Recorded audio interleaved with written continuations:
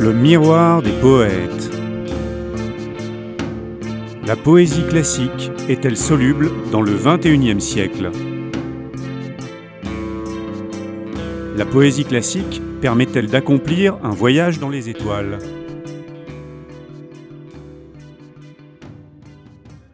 Il paraît que la société a besoin de poètes, comme la nuit a besoin d'étoiles. Nous pouvons déplorer qu'aujourd'hui, rares sont ceux qui lèvent la tête vers le firmament.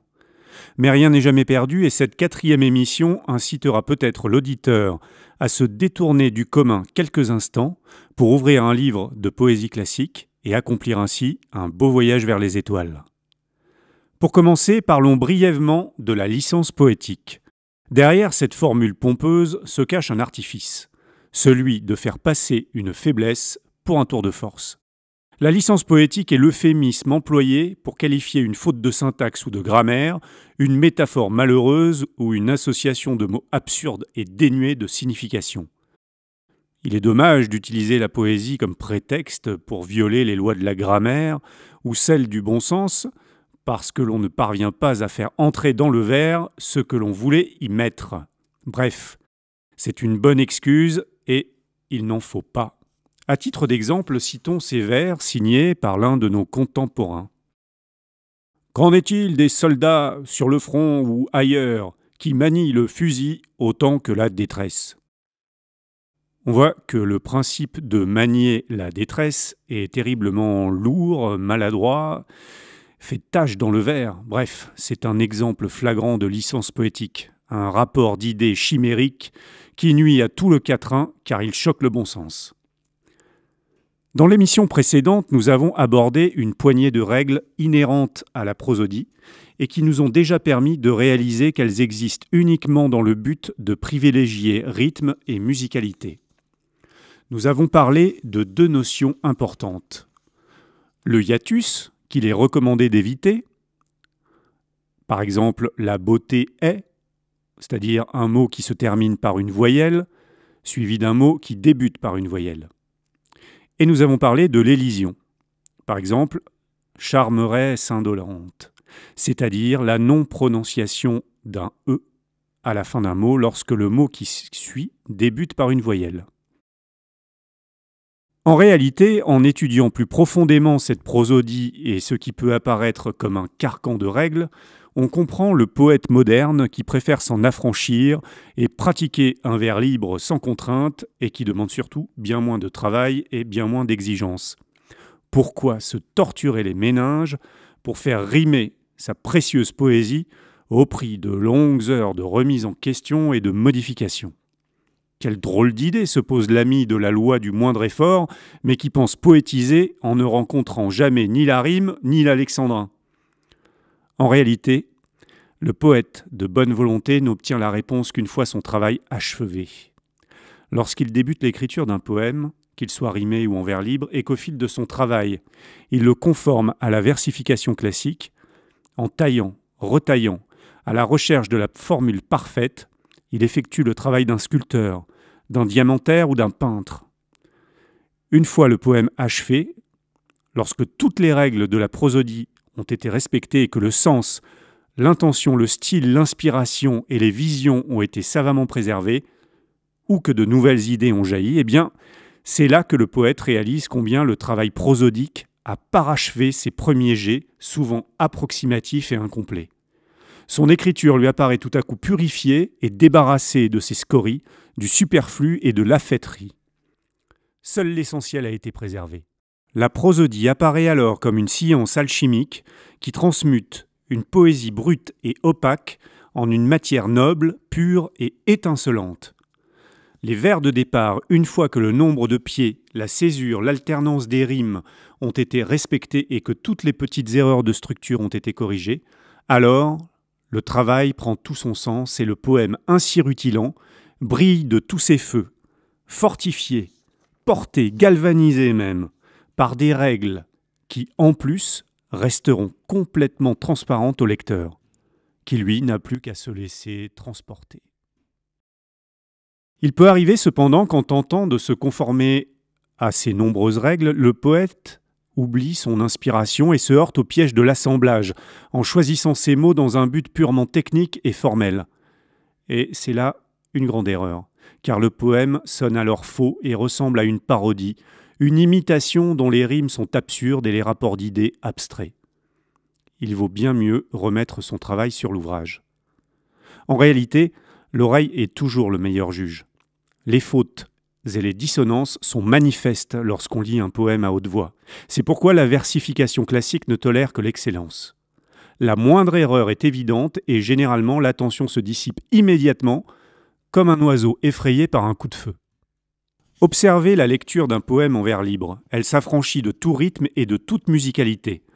On en fait ce qu'on en veut, c'est-à-dire n'importe quoi le plus souvent, sous couvert de liberté retrouvée. Une liberté bien factice. Le vers libre est une prose déguisée, qui avance masquée, à grands coups de retours à la ligne, qui n'apporte d'ailleurs rien de plus au texte, puisque le vers libre, qui souffre d'une conception sans assise solide, ne peut respecter aucun rythme. Le vers libre n'avance pas à visage découvert, il se veut à la fois vers et prose. Il prend des pauses, des attitudes, mais ne sait finalement jamais très bien où il va. Il faut dire que, dépourvu de pieds réguliers, il est bien difficile d'avancer sans trébucher. L'arythmie est inévitable et la lecture est forcément bien plus plate qu'un poème classique conçu, lui, avec des règles strictes lui permettant d'être lu, dit, entendu et chanté, ce qui est l'essence même de la vraie poésie. Le vers libre n'obéit à aucune règle et ne peut donc être aussi protéiforme que le poème classique. Il peut bénéficier d'une épure ou d'une sélection sévère de vocabulaire, ce qui est rarement le cas, mais il ne peut s'inscrire dans la mesure et reste donc invariablement plat. C'est un sacré handicap en poésie. Un poème en vers libre dépourvu de rime n'est qu'un texte sur le papier. Lire des vers seulement pour les yeux est une aberration poétique. Le poème classique cumule, lui, tous les avantages. Sa forme clairement définie, qui a fait ses preuves durant 8 siècles, son nombre de pieds défini et donc limité, et qui oblige une formulation riche et directe. Les visions de départ qui ont inspiré le poète sont exprimées de manière percutante, claire et précise. Cela provoque un effet puissant et instantané sur l'esprit et sur l'oreille. C'est un exercice périlleux car, comme le dit Théodore de Banville dans son petit traité de poésie française, « Le poète doit observer fidèlement les plus étroites règles de la grammaire. Sous peine de ne pas exister et de devenir niais, lâche, incompréhensible, il doit se montrer soumis à des règles grammaticales plus que ne le fut jamais le prosatier le plus pur. » Mais parlons à présent de ce qui fait le sel du sujet qui nous occupe, la rime. Ce qui rend la poésie classique aussi chantante, c'est aussi la règle de l'alternance des rimes féminines, quand le dernier mot du vers se termine par un « e » et masculine, et de l'incontournable consonne d'appui, la consonne d'appui. C'est sans doute la règle la plus difficile à respecter, et même les plus grands n'y sont pas toujours fidèles. Je laisse le soin, une fois encore, à notre cher Théodore de Banville de nous expliquer de quoi il s'agit. La consonne d'appui est la consonne dans les deux mots qui riment ensemble, qui se trouve placée devant la dernière voyelle pour les mots à rime masculine et devant l'avant-dernière voyelle pour les mots à rime féminine. Difficile à comprendre et très abstrait sans exemple, n'est-ce pas ? Et pourtant, la plupart des œuvres qui composent le répertoire classique respectent cette fameuse consonne d'appui. Voici un exemple clair que tout le monde comprendra, tiré du poème « Une gravure fantastique » de Charles Baudelaire.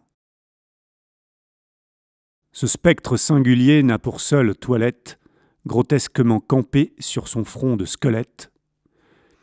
Il s'agit ici de rimes féminines, les rimes se terminant en « e », la consonne d'appui de toilette et squelette est donc la lettre L. Mais continuons. Qu'un diadème affreux sentant le carnaval, sans éperon, sans fouet, il essouffle un cheval. Les deux mots, carnaval et cheval, sont des rimes masculines, dont la consonne d'appui est, vous l'aurez trouvé, la lettre V. C'est ainsi que aimer ne rime pas avec porter, ni chanter avec pleurer, ni chercha avec donna, ni punit avec parti, puisque ces rimes n'ont en commun qu'une simple voyelle accentuée et que c'est bien insuffisant pour construire une rime digne de ce nom. Pour rester dans le sujet, les rimes banales sont proscrites, car la variété est essentielle dans un poème pour conserver sa musicalité et ses effets de surprise. Vous vouliez faire rimer front avec affront. Mauvaise idée. Douleur et malheur, chrétien et païen. Il faudra trouver autre chose, car une rime composée de deux mots qui expriment des idées analogues ou opposées est beaucoup trop facile, beaucoup trop attendue.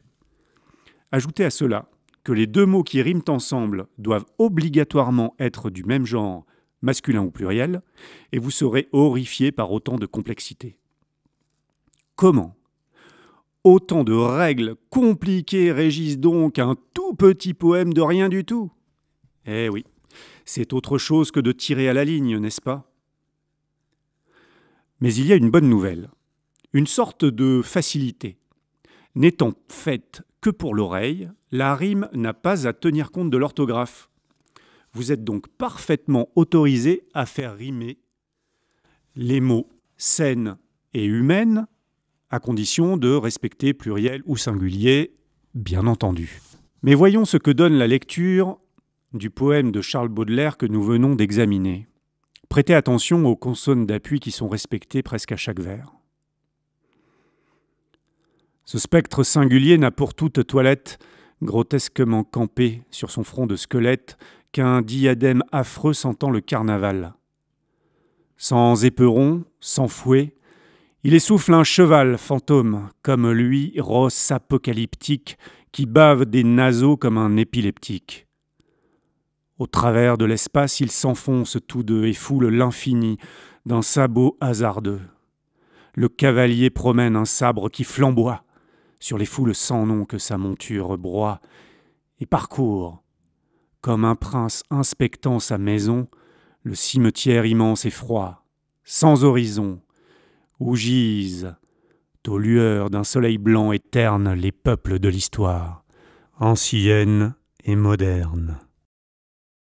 La consonne d'appui joue un rôle essentiel dans la musicalité, puisqu'elle enrichit considérablement la rime. Théodore de Banville, encore lui, déclare à son sujet avec son impétuosité habituelle « Le poète consentirait plutôt à perdre en route un de ses bras ou une de ses jambes qu'à marcher sans la consonne d'appui. » Pour lui, le mauvais poète ne la rencontre jamais, sauf par hasard.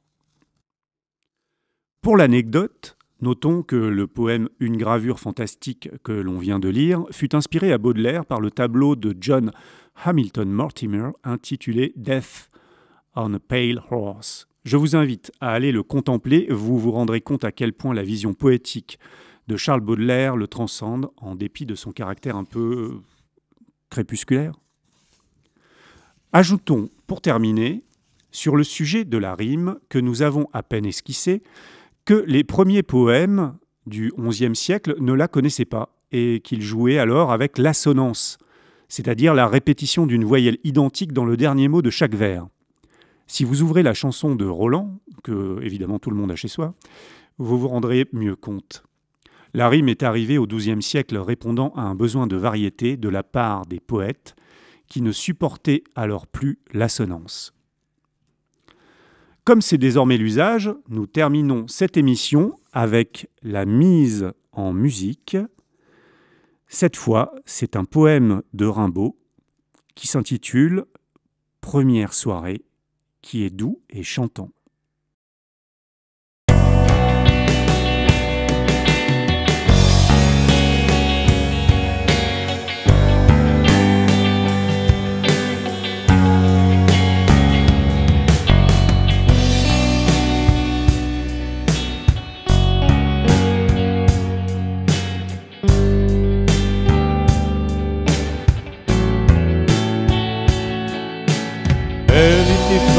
Déshabillés et de grands arbres indiscrets aux vitres jetées leurs feuillets, malinement tout près, assise sur ma grande chaise. Minuit, elle joignait les mains Sur le plancher frissonné d'aise, ses petits pieds si fins, si fins. Elle était fort déshabillée, et de grands arbres indiscrets aux vitres jetaient leurs feuillets, malinement, tout près, tout près.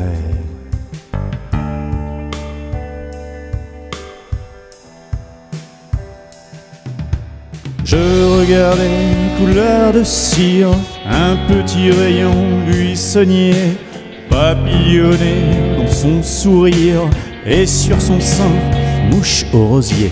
Je baisais ses fines chevilles, elle eut un doux rire brutal qui s'égrenait en clair trille, un joli rire de cristal.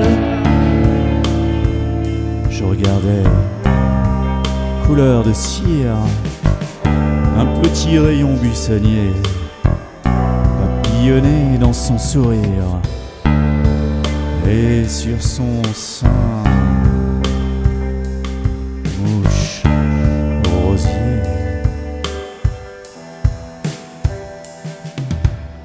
Les petits pieds sous la chemise se sauvèrent. Veux-tu finir? La première audace permise, le rire feignait de punir. Pauvre et palpitant sous ma lèvre, je baisais doucement ses yeux. Elle jeta sa tête mièvre en arrière. C'est encore mieux.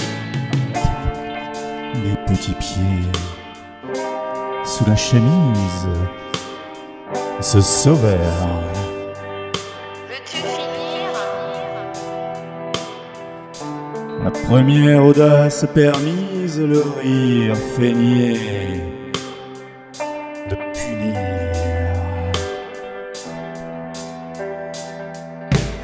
Monsieur, j'ai 2 mots à te dire. Je lui jetai le reste au sein, dans un baiser qui la fit rire, d'un bon rire qui voulait bien. Elle était fort déshabillée, et de grands arbres indiscrets aux vitres jetaient leurs feuillets, malinement, tout près, tout près. Monsieur, j'ai 2 mots à te dire. j'ai 2 mots à te dire. Elle était fort déshabillée, et de grands arbres indiscrets aux vitres jetaient leurs feuillets, malinement, tout près, tout près.